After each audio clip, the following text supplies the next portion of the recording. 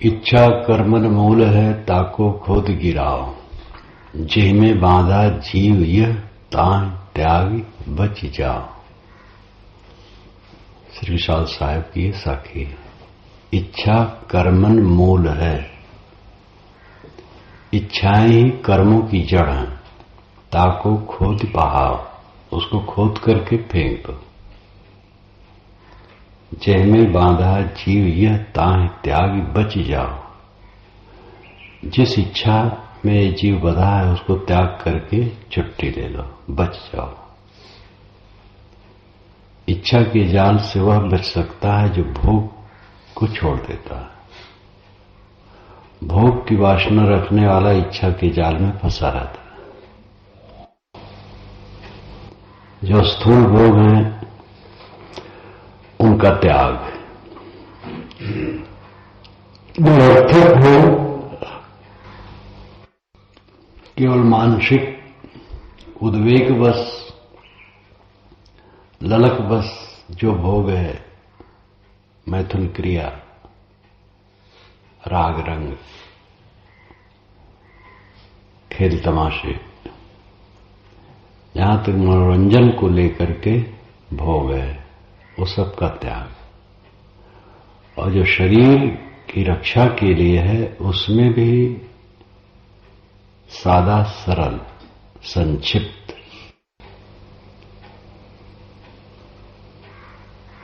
और सभी प्रकार के भोगों का त्याग।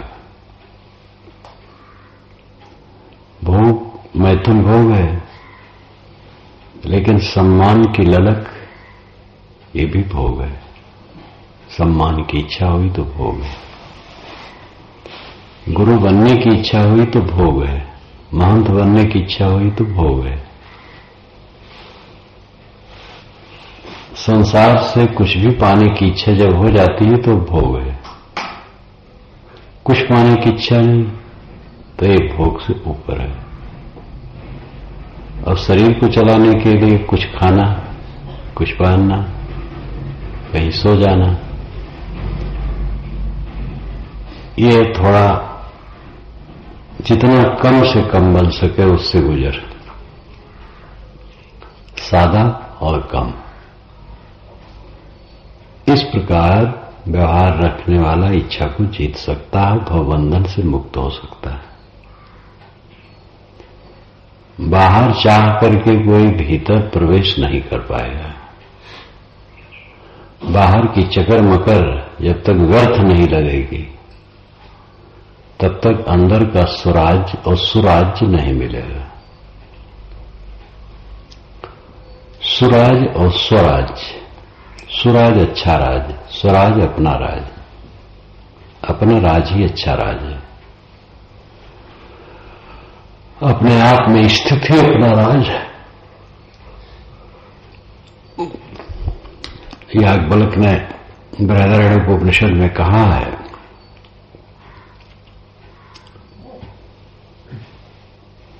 जब पुत्र ऐषणा, वित्त ऐषणा, लोक ऐषणा का त्याग हो जाता है तो स्वराट हो जाता है। स्वनाम अपना, राट नाम राज, अपने राज वाला हो जाता है।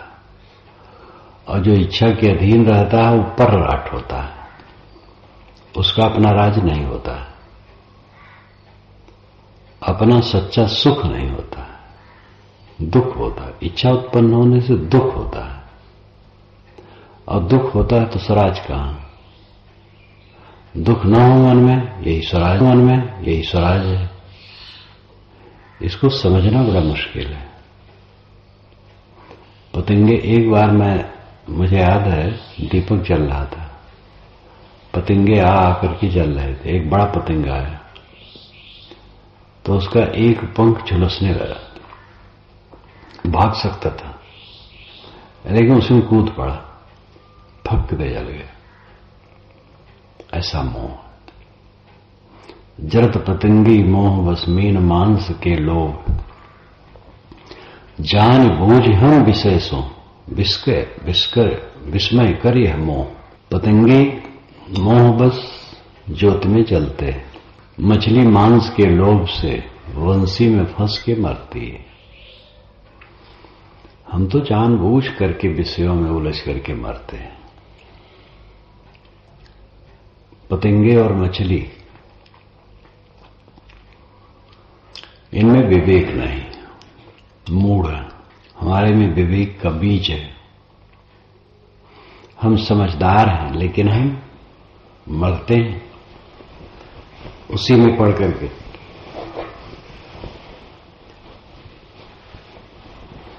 विस्मय कर यह मोह, भरथियर जी कहते हैं यह मोह विस्मय कर है, आश्चर्यजनक है। पतंगे मूढ़ हैं, मछली मूढ़ है, हम तो मूढ़ नहीं हैं, लेकिन महामूढ़ बन जाते हैं। हर इंसान को, हर साधक को अपनी इच्छा का विश्लेषण करते रहना चाहिए। इच्छाएं जीव को अशांत करती हैं। भूख लगने पर भोजन न मिले तो पीड़ा होगी, ऐसी पीड़ा भी किसी को होती होगी। लेकिन जहां तक नजर दौड़ाओ, सब खा रहे हैं। अन्य जानवर तो मस्त हैं, उनके न कोई संग्रह है, न व्यापार है, न खेती है, न बारी है, न कुछ है। लेकिन प्राकृतिक जीवन उनका जो है सब खा जी रहे हैं। मनुष्य भी खा रहे हैं। मनुष्य रो रहा है, इच्छाओं के वश रो रहा है। मान्यताओं का ऐसा जाल बना लेता, अपना पोजीशन बना लेता कि चल रहा है। एक अफसर, छोटा अफसर जिसके पास कार भी, बहुत पीड़ित होकर के रोने लगा। उसके कथनानुसार उसकी नौकरी छूट गई है। नौकरी छुट्टी है तो मंत्री का दोष बता रहा था। अब मंत्री का दोष है कि उसका दोष है? मंत्री इस ढंग से तो किसी की नौकरी से मुक्त नहीं करता है। जो हो, बहुत पीड़ित, बहुत पीड़ित, बहुत पीड़ित। मैंने कहा कोई उद्योग करो, कुछ करो, दुखी होने की क्या जरूरत है? फुटपाथ पर क्या जरूरत है? फुटपाथ पर रहने वाले हंसते खेलते खाते हैं। लेकिन आदमी मान्यताओं के एक जाल बना लेता है। अपना जो आपा है वो तो समझता ही नहीं है। शरीर के नाम रूप, पद प्रतिष्ठा या और भी जो कुछ जंजाल है, उसको अपने ऊपर ओढ़ लेता है। एक सीधा साधा इंसान अपने को नहीं रखता, इसलिए बहुत जलता रहता है। जिसे मोक्ष की इच्छा हो, उसे अपने को एकदम मिटा देना चाहिए। अपने को मतलब शरीर के आपा को। आपा मिटाया आपका तब मिट गया संसार है, आपका तब मिट गया संसार है। ये छंद मैंने बनाया था गोंडा जिला में, बलरामपुर उतरौला क्षेत्र के बीच में रहा। उस समय मेरे साथ सुशील दास साधु थे जो बड़हरा में रहते हैं। केवल एक उनको लेके गया था। धानेपुर से गुरुजी ने कहा जाओ उधर, मांग है तुम चले जाओ कुछ दिन। धानेपुर से गुरुजी ने कहा जाओ उधर, मांग है तुम चले जाओ कुछ दिन रहो। तो सुबह उठ करके एक बाग में आके बैठता था। बाग सुनसान में था, बड़ा बाग था। वहीं स्नान करूं, कपड़ा सुखा दिया जाए, वहीं बैठूं। 10 बजे के बाद तब गांव में जाऊं तो दोनों मिलकर भोजन बना ले, खा ले, थोड़ा विश्राम करें, फिर बाग में आ जाए। उस बाग में मैंने इसको बनाया था और फिर लिख करके मिर्दासपुर भेजा था। निहाल साहब वहां थे, इसको पाए वो गदगद हो गए। खूब गाते थे। आपा मिटाया आपका, फिर मिट गया संसार है।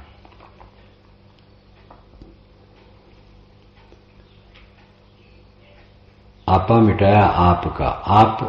आप में एक चेतन तत्व है और एक शरीर है। तो चेतन तत्व को समझ करके उस आपा को जो समझ ले और समझ के उस दशा में रह जाए तो फिर बेड़ा पार है। शरीर में आपा हमारा होता है, मैं शरीर हूं, मेरा शरीर है, ये आपा अहंकार। जहां आपा तहां आपदा, जहां संशय तहां शोक। आपा मिटाया आपका, अपने आप का आपा मिटाया, यानी देह के नाम रूप के प्रति जो अहम भाव मिटा दिया, फिर मिट गया संसार है। फिर संसार मिट गया। संसार का मतलब भवबंधन। ये संसार बाहर वाला तो ऐसे रहता है, प्रवाह रूप सदा रहता है, उसको मिटाने की जरूरत नहीं। मूल सहित जगध्वंस को कोई करत नहीं आश, किंतु विवेकी चाहते हैं त्रिविध दुखन को नाश। ये विचार सागर में निश्चल दास जी ने भी कहा है। उन्होंने माना है जगत तीनों काल में नहीं है, सांकर मतानुगामी थे, किंतु विवेकी कहते हैं। विवेकी यहां सांख्य चिंतक हो जाता है, परंतु असली बात तो सबको कहना पड़ता है। मूल सहित जगध्वंस को कोई करत नहीं आश, किंतु विवेकी चाहता है त्रिविध दुखन को नाश। मूल सहित ये पूरा संसार नष्ट हो जाए, कोई ऐसा नहीं सोचता है, किंतु विवेकी चाहता है त्रिविध दुखन को नाश। जो तीन प्रकार के दुख हैं, दैहिक, दैविक, भौतिक, इनका नाश चाहते हैं। तो संसार का मिटने का अर्थ है भवबंधन का मिटना। भवबंधन का मिटने का अर्थ है विषयों के प्रति सुख की ख्वाहिश का मिटना। बड़ा अद्भुत है। सुख चाहे वो दुख भोगे, सुख न चाहे वह सुख है सुख। मन का विलास, इंद्रियों का विलास, अहंता ममता, संसार बाजार को बटोर करके उसमें महंत बनने की चेष्टा, ये जो चाहे वो दुख भोगे। अहंता ममता छोड़ के कुछ न बनना चाहे, विनम्र सरल एक साधारण इंसान की तरह रहे, अपने को सबसे पीछे और नीचे कर ले, तो महासुखी हो जाए। जब दाना जमीन में पड़ता है और सड़ जाता है, तब वो फूल फल देता है। बीज खेत में पड़ता है, अंकुर निकलता है और बीज का अस्तित्व मिट जाता है, क्योंकि बीज का अस्तित्व पौधा और वृक्ष और फूल फल में आ गया, इसलिए उसका स्वरूप जो पहले का था मिट गया। अहंकार मिट गया तो अहंकार का जो बल था वो बदल करके शांत शीतल स्थित का प्रदर्शक हो गया। अहंकार अपने को मिटा दिया और जीव के लिए स्वतंत्र स्वराज अर्पित कर दिया, और जो अहंकारी रहा वो जलता रहा। ये दुनिया की चमक दमक में सब जीव भटकते हैं, और ये मामूली नहीं है। अनाद काल का अध्यास इस कूड़े कचड़े में रमने की पूरी गंदगी। सबसे बड़ा आकर्षण दैहिक है, स्त्री पुरुष का पारस्परिक दैहिक आकर्षण। ये एकदम कचड़ा, ये एकदम कचड़ा। और जो बड़े बड़े ऐश्वर्य माने जाते हैं वो सब भी कचड़ा ही है। लगता है कि ऐश्वर्य है, लेकिन वो ऐश्वर्य क्या है? कुछ नहीं, माटी गोबर है।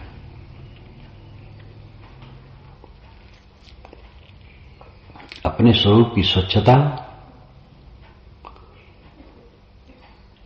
असंगता और अंदर शांति का बोध और लाभ जिसे निश्चय है, उसको ये सब तुच्छ हो जाता है।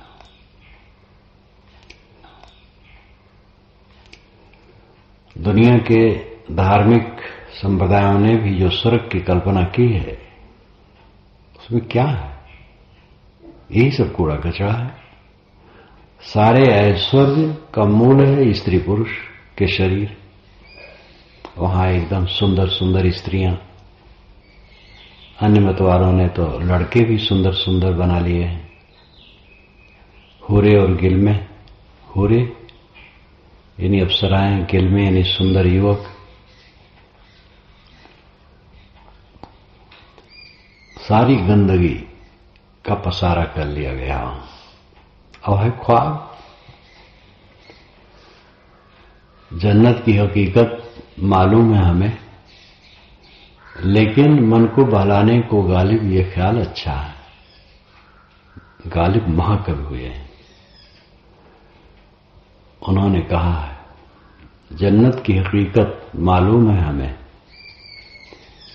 स्वर्ग की वास्तविकता मैं अच्छी तरह जानता हूं, लेकिन मन को बहलाने को गालिब यह ख्याल अच्छा है। गालिब कब कहते हैं मन को बहलाने के लिए ख्याल अच्छा है, अच्छा लगता है। वहां बड़ी बड़ी नहरें हैं, नदियां हैं, बाग हैं, खूब बढ़िया भवन है, सुंदर सुंदर स्त्री पुरुष मिलते हैं, बड़ा अच्छा लगता है। ये मन को बहलाने का ख्याल अच्छा है। तो धर्म के क्षेत्र में भी देखा जाए तो शुद्ध विवेक बहुत दुर्लभ है। अब ये मेला ही जो लगा है प्रयाग का, जाकर के देखो एक तरफ से। वैसे तो मैं देखता हूं कि कुछ नई जगह पर कुछ अच्छा है, सभाएं लगे हैं, जाकर के एक आनंद आता साधारण आदमी को। कोई कुछ राम कहता है, राम सीताराम कहता है, कोई राधे श्याम कहता है, कोई गाता है, कोई ऐसे बनाए है, बैठा है, पंडाल लगाए है, झंडा लगाए है, किसी महापुरुष का चित्र लगाए है। अच्छा है, दुनिया के धाए धाए से थोड़ा मनोरंजन, सात्विक मनोरंजन, ये बहुत अद्भुत है, बहुत बढ़िया। लेकिन आत्म विचार बहुत दुर्लभ है। पूरे में घूम आओ, आत्म विचार की आवाज बहुत मुश्किल है, कहीं हो तो धन्य है। तो धर्म के क्षेत्र में भी इसका इतना अभाव है आत्मविचार का, इसे जिज्ञास भटकता है, वो खोजता है। कल एक बूढ़ा भक्त आया, वैष्णव भक्त, नाम मेरा जानता हुआ, आशा उसको बहुत थी कि इनसे सही रास्ता मिलेगा। तो आया, सब भोजन कर रहे थे, मैं भोजन कर लिया था, बैठाया, बातचीत हुई। कहे महाराज प्रभु के दर्शन कैसे होंगे? हम कहे जिसके दर्शन होंगे वो प्रभु नहीं होगा। और तुम दर्शन के चक्कर में पड़े हो, देखना चाहते हो सामने खड़ा हो जाए। दुनिया की इच्छा छोड़ो, वासना छोड़ो, मोह छोड़ो, आसक्ति छोड़ो, अपने में आओ, अपने में विश्राम पा जाओ। तुम स्वयं प्रभु हो, अपने को पहचानो। गंभीर होकर सुनता रहा, शायद वो पहली बार मिला हो या और कहीं सुनता उनता रहा हो।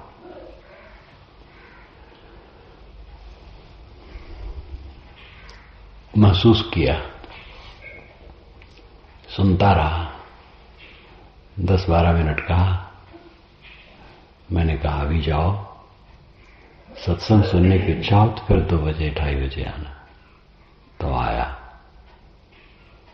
सुनता रहा पूरा। पुराणों की कहानियों में जो लिखा गया है वो कथाकार कहते हैं, साधारण आदमी क्या समझे झूठ हो सकता है। महात्मा कहते हैं, पंडित कहते हैं, इतना लिखा है, सब झूठ कहेंगे। स्वाभाविक ऐसी श्रद्धा होती है, श्रद्धा होनी भी चाहिए। जब पंडित महात्मा और पोथी सब कहते हैं तो आखिर और कहां जाए। कैसा संसार धोखा है। निर्णय के वचन शास्त्रों में हैं, उसको पढ़ना लोग भूल गए, कहना भूल गए, सस्ता नुस्खा बांट रहे हैं सब। कबीर को अलग रख दिया जाए, कबीर का नाम न लिया जाए, तो भी शास्त्रों में ऐसी बात है जो कबीर कहते हैं वो है। लेकिन बस ऐसे है कि कहीं एक रेखा है, बाकी जंजाल बहुत है, तो उसमें से निकालना भी मुश्किल, और उसमें उनको लाभ भी नहीं लगता है, लाभ कुछ और चाहते हैं। इसलिए सुनने सुनाने वाले सब बेचारे अंधे अंधा पेलिया दो कूप पराए वाली दशा, सब गिर रहे कुएं में। आत्मविवेक, आत्मान चेत विजानीयात मस्मित पुरुष किमिच्छन्न कस्य कामाय शरीर मन संजरेत। यह आत्मा ही परम पुरुष है, ऐसा जिसने जान लिया। किस इच्छा से, किस कामना से शरीर के पीछे चलकर जन्म मरण का बुखार चढ़ाए रखे। किमिच्छन्न कस्य कामाय शरीर मन संजरेत। किमिच्छन्न, किस इच्छा से, कस्य कामाय, किस कामना से, शरीरम अन संजरेत, शरीर के पीछे चलकर ज्वर चढ़ाए रहे, ताप सहता रहे। क्यों? ये जो शरीर के पीछे ज्वर है वो क्या है? अहंकार का ताप। शरीर मैं हूं, शरीर मेरा है, शरीर का नाम मैं हूं या मेरा है, शरीर संबंधी सब कुछ मेरा है, यही तो महाज्वर है। और झूठ अचानक चला जाता है। क्या मेरा है? रणजीत की बात याद आती है, जब पहले दिन आया मेरे कक्ष में गया ये, तो इसका सर पकड़ करके मैंने कहा, भाई तू तो मेरे बराबर हो गया। कहे ये शरीर में क्या रखा है, ठिकाना नहीं, क्षणहीन क्या हो जाए इसका। मैंने कहा देखो ऐसा बुजुर्गानी बचन, ये 13-14 वर्ष का बच्चा कह रहा है, ऐसी से तो यहां आया है, नहीं क्यों आता, और फिर इस झनकार में रह रहा है। समझे और समझ करके उसमें बराबर रमे। एक बात समझ में आ जाती, फिर भूल जाती है, दुनिया सामने आ जाती है और असली चीज भूल जाती है। इसलिए साहब ने तो कहा है, मन को मृतक जान के मत कीजिए विश्वास, साधु तहां तक भय करें जहां तक पिंजर सांस। ये अंतिम साधक के लिए, साधारण साधक के लिए नहीं है, अंतिम साधक के लिए चेतावनी है। जो दग्ध बीज जिसकी स्थित है, वासना रूपी बीज दग्ध है जिसकी, जीवन मुक्त है, उसके लिए वो भी विश्वास अपने मन पर न करे। वासना बीज जल गया है, मन में कोई आकर्षण संसार का नहीं रह गया है, सब कच्चा चिट्ठा जानने मारा, सब झूठ। ऐसी दिव्य स्थिति पाने पर भी विश्वास मन का न करना कि अब गड़बड़ी नहीं आ सकती। असावधान होगे गड़बड़ी आ सकती है। इसलिए श्री विशाल साहब से मैंने पूछा था कि साहब क्या जीवन मुक्त पुरुष भी भटक सकता है? तो उनकी आदत थी, कोई प्रश्न करे तो कुछ समय मौन रहते थे, कम से कम 1 मिनट तो मौन ही रहते थे, तब बोलते थे। अगर कोई प्रश्न करता रहे, बोलता रहे तो मौन रहते थे। किसी की बात काट करके बोलने की इच्छा कभी करने की तो बात ही नहीं। कितने तो ऐसे भी प्रश्न करता आते थे, वो प्रश्न करते जाते थे, बोलते जाते थे, साहब सुनते जाते थे। एक पंडित जी आए थे, तो अश्लोक पर अश्लोक, पंडित भी रहे, महात्मा भी रहे, तेज तर्रार वैद्य भी रहे, अपने को उस इतराफ का सबसे बड़ा मानते थे। प्रश्न करते गए, श्लोक पर श्लोक कहते गए, साहब चुप रहे। बहुत देर के बाद कहे, साहब अब आप कुछ कहिए। साहब फिर भी मौन। तो कहे, साहब आप कुछ कहिए। कहे, अब आप कहे ही हैं, आपके शब्दों की भीड़ इतनी है कि उसमें हमें घुसना मुश्किल है। आप बेचारे वो कट गए, चुप। कहे, साहब तो हमारा ना व्यर्थ। कहे, नहीं व्यर्थ कहा है, आप तो कहे ही हैं। चले गए। कुछ दिन के बाद आए तो बैठे रहे कि आज नहीं बोलूंगा, साहब बोले वही सुनूंगा। और साहब भी बैठे, और साहब मौन में तो चाहे जब तक मौन बैठे रहे, दिन दिन बैठे रहे। आओ 10 मिनट बीता, बेचारे घबरा गए। कहे, साहब कुछ सुनाइए। तो साहब कहें कि बाहर तो भीड़ तो हर घटी है, लेकिन अंदर भीड़ वैसे है।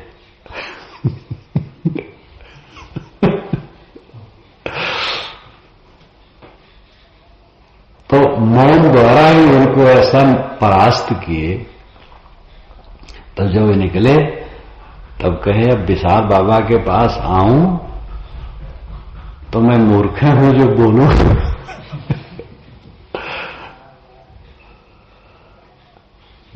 तो आदमी के अंदर में उबाल आता रहता है। हाँ, तो मैंने साहब से कहा था कि साहब जीवन मुक्त पुरुष भी भटक सकता है। तो साहब कुछ समय मौन के बाद कहे कि जीवन मुक्त पुरुष क्यों भटकेगा? वो ऐसी दशा में है कि वहां भटकने कोई चांस नहीं है, कोई अवसर नहीं है। लेकिन अगर वो सावधानी छोड़ देगा तो क्यों नहीं भटकेगा? साहब के भवयान में वंदना में 13 सोरठा उन्होंने कहा भवयान के शुरू में। उसी में एक सोरठा यह है, जब लग है यह देह प्रारब्ध भुलावन पूर्व की, तब लग शत्रु मने विनय करो यह स्वार्थ हित। जब तक यह देह है प्रारब्ध रूप में भुलावन पहले के कर्मों के जोर से खड़ा है, तब तक मन शत्रु सामने है। विनय करो यह स्वार्थ हित। हे सद्गुरु, इस अपने कल्याण स्वार्थ के लिए मैं आपकी वंदना करता हूं कि मेरी बुद्धि आपके चरणों में भक्ति में लगी रहे। भक्ति ऐसी चीज है जो शुरू मध्य और आखिर सब तरफ के लिए है। भक्ति जिसके हृदय में ना हो वो लगेगा ही नहीं सत्संग में। और समझ ले अब ज्ञान हो गया, भक्ति क्या जरूरत, तो डूबेगा। और अगर वो जीवन मुक्त हो गया तो चांस ही नहीं कि भक्ति हट जाए। कि वस्तु की कीमत जो जान लिया है उसका निरादर कैसे करेगा? लेकिन अगर निरादर किया, भक्ति गई, तो जीवन मुक्ति भी चली जाएगी। श्रद्धा सबसे बड़ी चीज है। श्रद्धावान लभते ज्ञानम, गीता में जो कहा गया ये तथ्य है। वैसे श्रद्धा शब्द समझदारी के लिए ज्यादा है, भावुकता पूर्वक मान लेने वाली बात कम है। श्रद्धा शब्द 2 पदों से बना, श्रत और धा, और ये दोनों शब्द कोई रूढ़ नहीं है, बिल्कुल संस्कृत निष्ठ है। श्रत सत्य को कहते हैं। सत्य के पर्याय में निघंटु में ये आया है, यास्क मुनि के निरुक्त जिस निघंटु पर हुआ है उसमें श्रत सत्य के लिए आया है। श्रत यानी सत्य, धा यानी धारण। वह बुद्धि जो सत्य को धारण करे, श्रद्धा। सत्य को धारण करने वाली बुद्धि ही श्रद्धा है।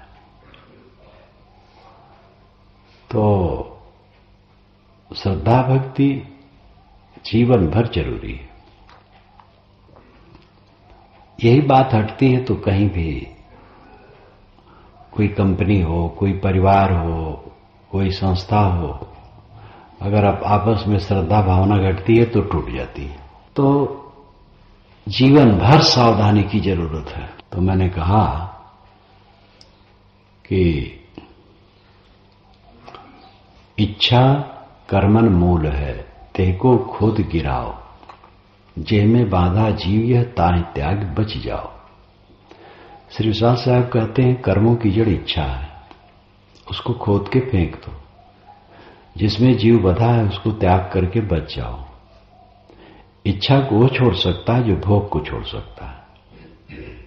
जो भोग को नहीं छोड़ सकता इच्छा नहीं छोड़ सकता है।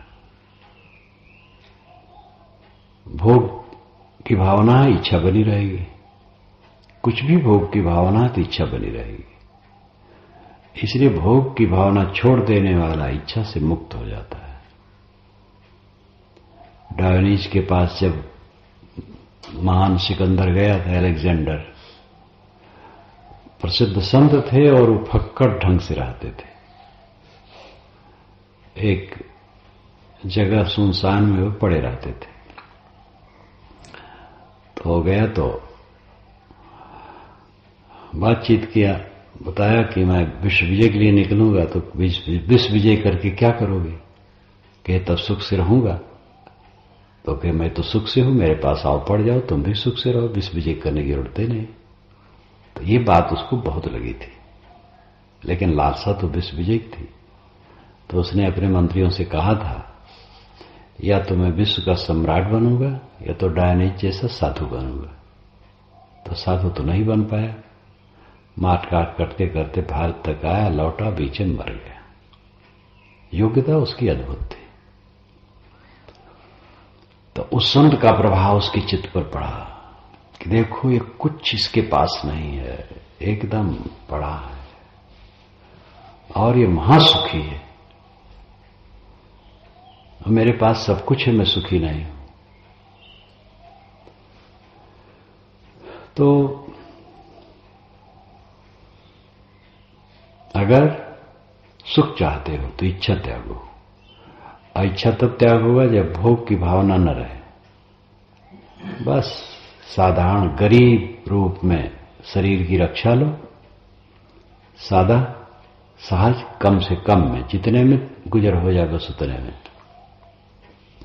और कुछ बनना न चाहो, कुछ भी बनना न चाहो, सेवा करो, केवल सेवा करो। मन से न बनो, बाहर से तो व्यवहार है, करना कराना पड़ता है। इस प्रकार जो साधक रहता है परम शांति पाता है। परम शांति पा गया वो स्वराट हो गया। स्वराट, सुराट, अपना राज, सुंदर राज, इच्छा के त्याग का राज, मन की गहरी शांति का राज, इच्छा के त्याग का राज, मन की गहरी शांति का राज। तब जानिए जब जीवत मुआ, जीवन को तब जाना जब जीते जीते मर गया। ये बात कबीर वाणी में खूब आती है। बीजक में भी है, बीजक के बाहर की वाणियों में है, गुरु ग्रंथ में है, उसमें भी है। गुरु ग्रंथ में कितने पद हैं जो बीजक के ही पद हैं, तोड़ मड़ोड़ करके, सुन सुन करके लिखे हैं। और वहां पंजाबी उसका प्रभाव, पंजाबी भाषा का प्रभाव उस पर है। और मूल रूप में तो खड़ी हिंदी में साहब की है और भोजपुरी लटका में है। तो लेकिन गुरु ग्रंथ में भी वो बात है। जो मेरे पास दिल्ली से कबीर मंजूसा नाम का ग्रंथ आया है बड़ा, जिसमें 1001 साखियां और 162 शब्द बड़े बड़े अक्षरों में मूल में छपे हैं, फिर उसका रोमन लिप में छपा है, फिर हिंदी में टीका है, फिर इंग्लिश में टीका है। उसमें गुरु ग्रंथ से बहुत लिया गया है और उसमें बहुत बातें आई हैं। मर जाना, जीते जीते मर जाना, सारी कामनाओं, टीकाकार ने अच्छा किया है। सब विषय वासना छोड़ देना, आसक्ति छोड़ देना, कबीर वाणी में बारंबार आती है। क्योंकि कबीर साहब की दृष्टि पार दृष्टि थी, सत्यता को हर जगह देखती रहती थी। तो अगर गहरी शांति कोई चाहे, महासुख चाहे, पूरा निश्चिंत राज्य चाहे, तो भोग इच्छा सब का त्याग करके सीधा साधा छोटा सबसे पीछे और नीचे अपने को मानकर विनयी होकर चले, बस महासुखी।